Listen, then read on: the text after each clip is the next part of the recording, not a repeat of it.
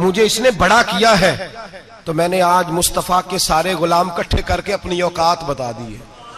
मैंने अपनी औकात बताई है कि मैं कुछ नहीं, कोई शय नहीं, कोई चीज ही नहीं, असी किसी दे कुछ नहीं जे लगदे, ना कोई साडा दर्दी। मैंने बताया है कि मैं तो किसी के बकरियां चरा के एक मुट्ठी किशमिश लेके गुजारा किया करता था। गुजारा मुझे मेरे कुछ साथी ना ले गए गुजरांवाला सर्दियों के मौसम में, मुझे कहने लगे स्वेटर पसंद कर ले अपनी मर्जी का।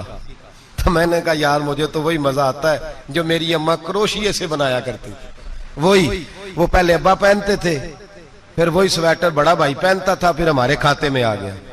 और फिर उसकी तारीफें होती थी गुर्बत छुपाने के लिए, उसकी तारीफें होती थी, बड़ी मेहनत से बना है जी, क्या बात है, बड़ा गर्म है, तो अब छोटे भाई को दे दिया जाए। हमने कहा वही जमाना देखा है, वही रंग देखा हुआ है और उस पर फख्र है। अब तो लोग जब कुछ हो जाता है ना, 2-4 लोग जानने लगते हैं तो लोग फटाफट दावा कर देते हैं खानदानी रईस आजम हो, बड़ी बात है। ऐसी कोई बात नहीं। जिसको अपना आप याद रहता है उसे खुदा भी याद रहता है, जिसे अपना आप याद रहता है उसे रसूलुल्लाह भी याद रहते हैं, जिसे अपना आप याद रहता है उसकी नजर में दूसरे लोग भी कुछ होते हैं।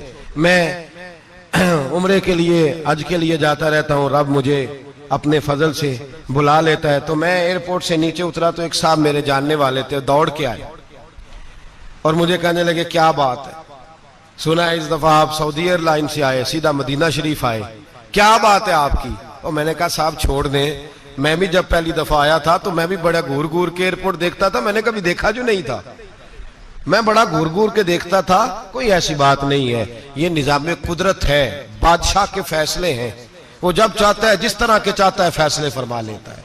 तो ये उसके फैसलों की बात है। हम लोग ना जिस हैसियत पे होते हैं वहीं रह जाते हैं, पिछली बात भूल जाते हैं। इसलिए हम चाहते हैं जो भी हमें मिले झुक के मिले, जो भी आए, और ये मेरा आपका सबका मुश्तरका मामला है। मेरे नबी पाक सल्लल्लाहु ताला अलैहि वसल्लम ने सहाबा से पूछा तुम्हें बताऊं जन्नत के बादशाह कौन होंगे? जन्नत के आम लोग नहीं, जन्नत के, बोलिएगा जरा, जन्नत के अल्लाह बादशाह। जन्नत में तो जाना बड़ी बात है, हुजूर जन्नत का भी बादशाह। इब्ने माजा में लफ्ज है, तुम्हें पता है जन्नत के बादशाह कौन होंगे? तो मेरे मुस्तफा करीम सल्लल्लाहु ताला अलैहि वसल्लम के गुलामों ने कहा हुजूर हमें नहीं पता। तो हुजूर ने फरमाया जन्नत के बादशाह वो लोग होंगे जिन्हें दुनिया में कोई भी नहीं जानता था, जिनके कपड़े सादे होते थे, जो गरीब लोग होते थे, जो सिफारिश करते थे तो उनकी कबूल कोई नहीं करता था, जो किसी के साथ जाते थे तो उनको मानता कोई नहीं था। वो जन्नत के बादशाह होंगे, बादशाह। और फरमाया क़यामत के दिन जब लोग उन्हें देखेंगे तो उन पर फख्र करेंगे, रश्क करेंगे, कहेंगे क्या बात है तुम्हारी। यहां तो शौक ही बड़ा है, गरीबों ने भी पोस्टर बनाए हुए हैं, डाकुओं, लुटेरों, चोरों की तस्वीरों के साथ लगवाए हुए, अपने आप को बड़ा करने के लिए।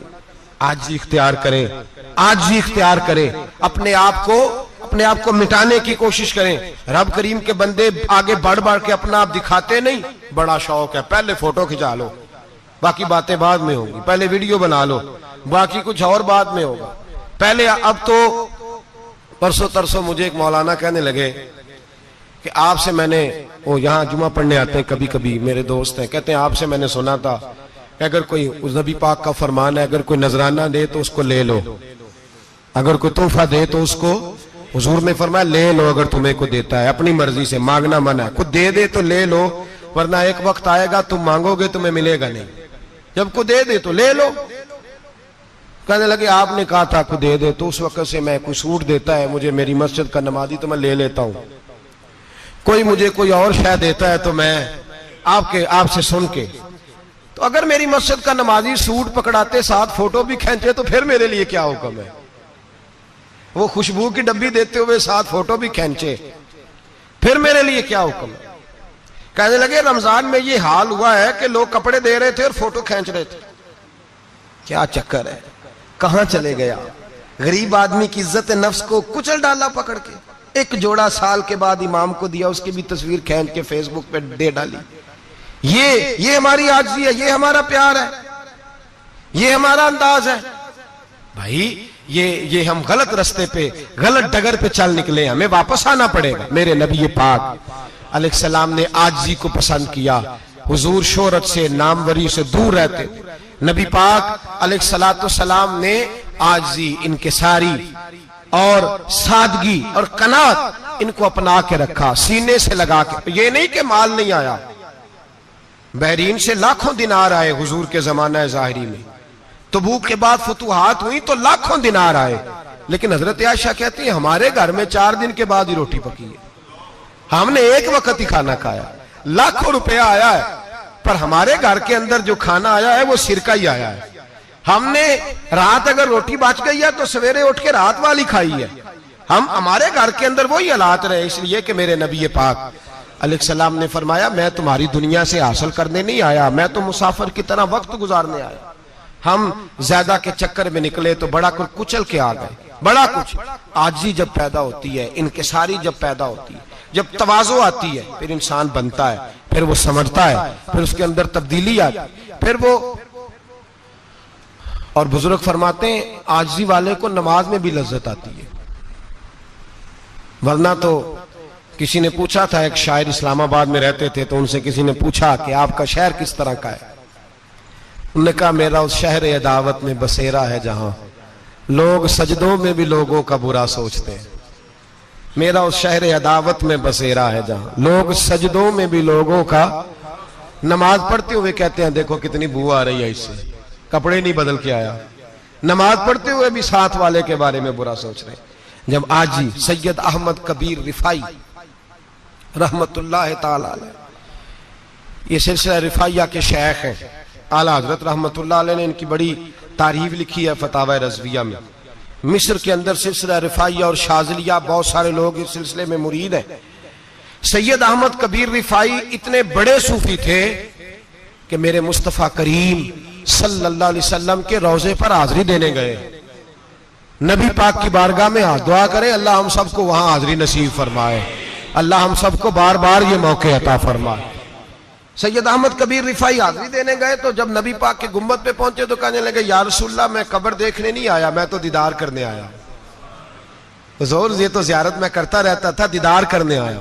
ये कह के रोने लगे। इतनी देर रोए कि मेरे मुस्तफ़ा करीम ने अपना दस्ते मुबारक कब्र से बाहर निकाल दिया, हाथ मुबारक बाहर आया। 10,000 लोगों ने देखा। कितने लोगों ने? अब यहां भी लोगों को शक होगा जी कैसे बाहर आया, तो बुखारी सुना देता हूं, मसला जरा हल हो जाए। मस्जिद नबी की तामीर हो रही थी, तामीर तो कहते हैं कि दीवार नहीं, तामीर करते वक्त ना एक दीवार गिरी, ये बुखारी के लफ्ज है। दीवार गिरी तो एक पैर बाहर आ गया। पैर को देखा तो कहते हैं हाथ रखते थे तो उसमें बिल्कुल ऐसे था जैसे खून साइडों पे हो गया, बिल्कुल जिंदा। शोर हो गया कि ये नबी पाक का कदम मुबारक है, हुजूर का। बहुत सारे लोग इकट्ठे हुए, उलमा को बुलाया, पैर देखा तो कहने लगे नबी पाक का नहीं, ये तो सैयदना फारूक आजम का है। जब ये कहा ना फारूक आजम का है तो फिर एक शोर उठा कि ये हाल है उनके गुलामों का तो सरकार का आलम क्या होगा। ये हाल है उनके गुलामों का तो फिर सरकार का आलम। ये बुखारी है। तो जिंदा है वल्लाह, तो जिंदा है वल्लाह, मेरी चश्मे आलम से चुप जाने वाला। सैयद अहमद कबीर रिफाई इतने बड़े, नबी पाक सल्लल्लाहु अलैहि वसल्लम ने दस्ते मुबारक बाहर निकाला, 10,000 लोगों ने देखा। किसी ने हजरत सैयद अहमद कबीर रिफाई से पूछा कि बाबा इतना बड़ा दर्जा, इतना बड़ा मकाम कैसे मिला? तो बाबा जी कहने लगे जिंदगी में कभी किसी को हकीर नहीं समझा, किसी को कभी हकीर, कभी किसी को अपने से कमतर नहीं समझा। तो अल्लाह ने देखे ना, अगर आप नहीं समझेंगे तो उसके लिए भी आपको उन्वान मिल जाएंगे, और अगर समझना है अपने आप को बड़ा तो उसके लिए भी मौके मिल जाते हैं। हजरत शफीक बल्खी बहुत बड़े सूफी बुजुर्ग हुए, पर नौजवान थे, जवानी में ही अल्लाह ने बड़ा मर्तबा दिया। हजरत अब्दुल्ला बिन मुबारक बूढ़े थे, दोनों एक महफिल में इकट्ठे हुए। अब बगदाद सारा मानने वाला था और दोनों का मानने वाला था। आखिर में दुआ बुजुर्ग कराया करते थे महफिल के इख्तिताम पर। हजरत शफीक बल्खी जनाब अब्दुल्ला बिन मुबारक से कहने लगे आप दुआ करें, आप दुआ करें, आप बुजुर्ग हैं। अब जिसने जो मानना है उसे उसके लिए उन्वान भी मिल जाएगा। हजरत सैयदना अब्दुल्ला बिन मुबारक कहने लगे बेटे तू दुआ कर, तेरी उम्र थोड़ी है, तेरे गुनाह भी थोड़े हैं, तेरी उम्र थोड़ी है, तेरे गुनाह भी थोड़े हैं, तो सैयदना शफीक बल्खी कहने लगे नहीं हुजूर आप दुआ करें, आपकी उम्र ज्यादा है तो नेकियां भी तो ज्यादा ही है ना, नमाजें भी तो आपकी ज्यादा है ना, रोजे भी तो ज्यादा, रमजान भी तो आपकी उम्र में ज्यादा है ना, आज भी तो आपने ज्यादा। अगर आपने किसी को अपने से बड़ा समझना है तो उन्वान आपको मिल जाए, छोटा समझना है तो उसके लिए भी उन्वान आपको।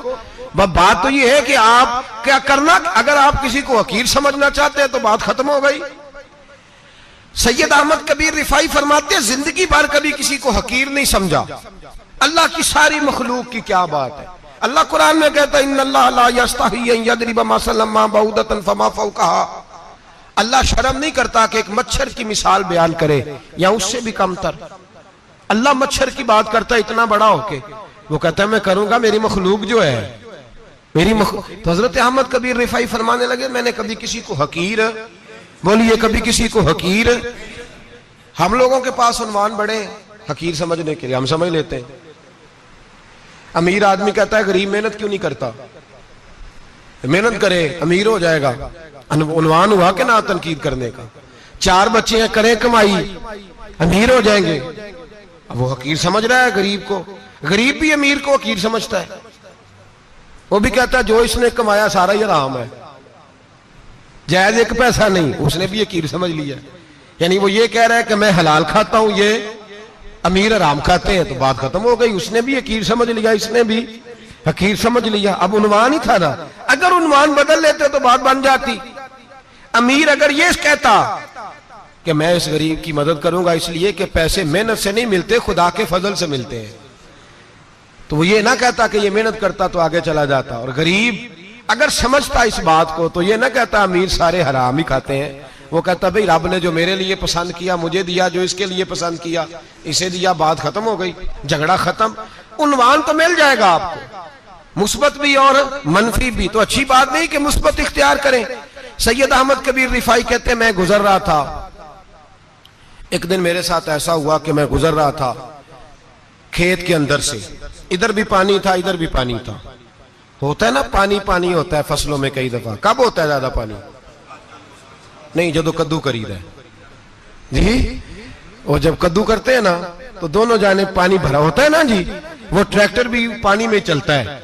मैं पेंडू हूं ना, मुझे ज्यादा पता है क्या हालात होते हैं। तो वो इधर भी पानी इधर भी पानी, तो दरमियान में से वो मुंडेर होती है छोटी सी, वाटा खीदा अपनी जुबान है। तो कहते इधर भी पानी था इधर भी पानी था। सैयद अहमद कबीर रिफाई कहते हैं मैं गुजर रहा था, असर की नमाज का टाइम हो गया, मैं जल्दी जल्दी जा रहा, सामने से कुत्ता आ गया। इंसान अशरफुल मखलूकात है, लेकिन वो अल्लाह का शुक्र करेगा कि उसने मुझे अशरफ बनाया है। ये नहीं कह सकता कि ये मखलूक हकीर है, ये बुरी है, ये नहीं कह सकता। शुक्र करे कि मुझे अल्लाह ने अशरफुल। सैयद अहमद कबीर रिफाई कहते कुत्ता आ गया सामने से। अब कुत्ता आया तो मुझे जल्दी थी, कुत्ता भी भीगा हुआ था। अब मेरा दिल करे कि कुत्ता नीचे उतरे तो मैं गुजरूं, कुत्ता खड़ा है कि ये साइड पे हो तो मैं गुजरूं। कहते हैं देर हो गई, तो मुझे डर लगता था, मैंने कभी कुत्ते को भी नहीं झिड़का था, कभी कुत्ते को भी, अपनी इतनी हैसियत ही नहीं, झिड़का ही नहीं कभी किसी को। आप फरमाते हैं देर हो गई तो मैंने कहा या अल्लाह, हजरत सैयद अहमद कबीर कहते हैं मैंने कहा या अल्लाह इस कुत्ते को जुबान ही दे दे, मैं इसे कुछ समझा ही दूं, इसे जुबान ही दे दे, तू तो कादर मुतलक है। उसे जुबान दे दी। तो मैंने कुत्ते से कहा नीचे उतर जा, मैंने नमाज पढ़नी है। तो कहने लगा बाबा जी आप उतर जाए, आप उतर जाए, आप उतर जाए, मैं क्यों उतरूं?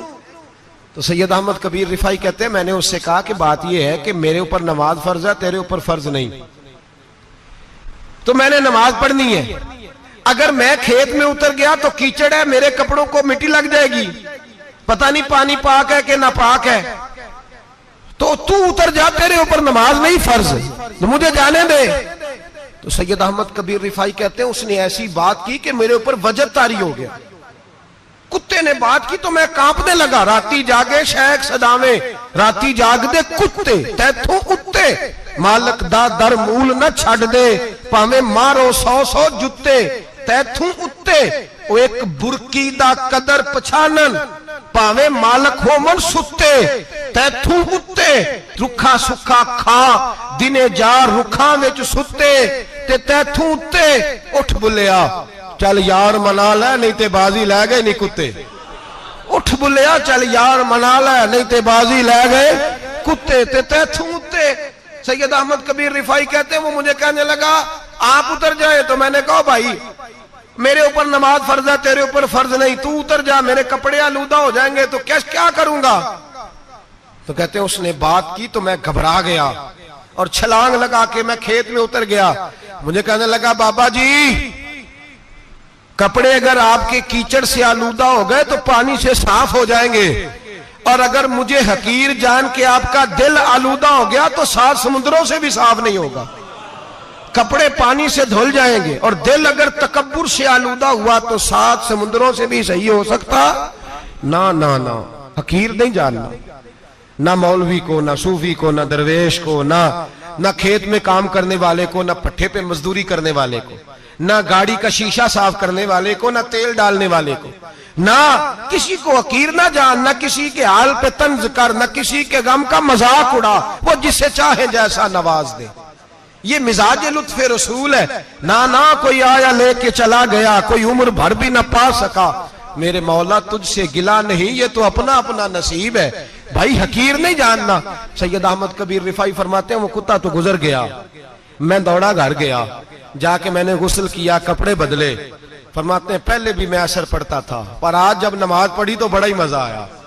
मैं सर सजदे में रखूं मेरा उठाने को जी ही ना चाहे, मैं रुकू में जाऊं तो मेरा सर उठाने को दिल ही ना चाहे, मेरा दिल करे आज मगरिब लेट हो जाए, आज सूरज देर से गुरूब हो, मैं आज सारा दिन असर ही पढ़ता रहूं। भाई जब तू आजिज़ी वाली पढ़ता है, जब तू इनकिसारी वाली पढ़ता है, जब तू हजरत सैयदना मुआविया बिन खुतैज रदिया, एक हजरत मुआविया बिन सुफियान है, एक मुआविया बिन खुतैज सहाबी हैं, वो कहते हैं मैं जंग फतह करके आया तो सख्त गर्मी का मौसम था, मुझे पता था कि उमर फारूक दोपहर को आराम कर रहे होंगे। आप फरमाते हैं मैं मस्जिद नबी में बैठ गया, एक बच्ची जनाब उमर के घर से निकली तो मुझे कहने लगी मुआविया आपका नाम है? मैंने कहा हाँ। अंदर जाके जनाब उमर को बताया तो उमर दौड़े आए, और जब आए तो सर पे टोपी कोई नहीं, पैरों में जूता कोई नहीं। कहने लगे मैं तेरा इंतजार कर रहा था, आज मुझे उम्मीद थी तू आएगा, तूने बताया क्यों नहीं? तो मैंने कहा हुजूर मुझे पता है रात सारी आप चेहरे पे कपड़ा डाल के मदीने की गलियों में रहते हैं, तो दोपहर को आप आराम करते होंगे, इसलिए मैंने कोशिश की कि आपको बेदार ना करूं, आप आराम कर रहे होंगे, इसलिए ये मैंने कोशिश की कि मैं बैठता हूं मस्जिद में आराम करता हूं, जब आप आएंगे तो देखी जाएगी। हजरत उमर फारूक ने जलाल किया, फरमाया तू मुझे गाफिल समझता है कि मैं सो जाऊंगा? और आप फरमाने लगे मैं कौम का खादिम हूं जिसकी इतनी ज्यादा रियाया हो वो सो जाए चुप करके, मैंने जवाब नहीं देना अल्लाह की बारगाह में? फरमाया मेरे अमीरों की तरह सोने जागने के वक्त मुकर्रर नहीं, मैं कौम का खादिम हूं, जिस वक्त भी आया करो मुझे जगा लिया करो, मुझे कब्र में जाके खुदा को भी जवाब देना है, मोहम्मद मुस्तफा को भी जवाब देना है। मेरे भाई याद रखे जब ये चीजें पैदा, और फिर हमने इन तकल्लुफात में, मैंने कई दफा ये बात बयान की है, अब तो लोग रिश्ते करते हैं तो डीसी कॉलोनी में किराए का मकान खरीदते हैं, 2-4 गैरों की गाड़ियां मंगा के दरवाजे के आगे खड़ा करते हैं, रिश्ता हो जाता है बड़ा घर देख के, और जब शादी के चौथे दिन पता चलता है कि ये किराए का मकान था, तो रिश्ते मकानों पे कायम नहीं होते, एतबार पे कायम होते हैं। वो एतबार टूटता है तो जिंदगी भर कायम नहीं होता दोबारा। जो आप हैं आप वही रहें, जो आप नहीं है वो कभी बनने की कोशिश ना करें। और मेरे अजीज ये भी याद रखें आजिज़ी आपको सवार देगी, और वैसे भी हम अल्लाह के हुजूर जाने वाले हैं, अगर पर्दों में छुप के चले जाएंगे तो बच जाएंगे, और अगर हम अपना आप दिखाते ही रहें, सारी जिंदगी इसी चक्कर में रहें कि मुझे भी पूछो, मुझसे भी मुशावरत करो, मेरी भी बात सुनो, तो ये अना की दौड़ तो खत्म ही नहीं होती। हिर्स सिर्फ पैसे की नहीं होती, हिर्स हवस शोहरत की भी होती है। और नबी पाक सल्लल्लाहु अलैहि वसल्लम ने इसको भी बयान फरमाया है कि ये जो तेरे अंदर चीज पैदा होती है ना, मैं जाना जाऊं पहचाना जाऊं, इससे भी अपने आप को बचा। सहाबा के बाद जिस शख्स की खिलाफत सबसे मजबूत हुई वो हजरत उमर बिन अब्दुल अजीज थे। इतनी बेहतरीन खिलाफत की कि लोगों को हजरत उमर का जमाना याद आ गया। हजरत उमर बिन अब्दुल अजीज इराक में रहने वाली एक औरत थी, उस औरत का खामद फौत हो गया तो 5 बच्चियां यतीम थी। वो इराक से चली और जनाब उमर बिन अब्दुल अजीज के पास आई कि आप मेरी बच्चियों का वजीफा लगा दें। वो कहती है जब मैं पहुंची ना यहाँ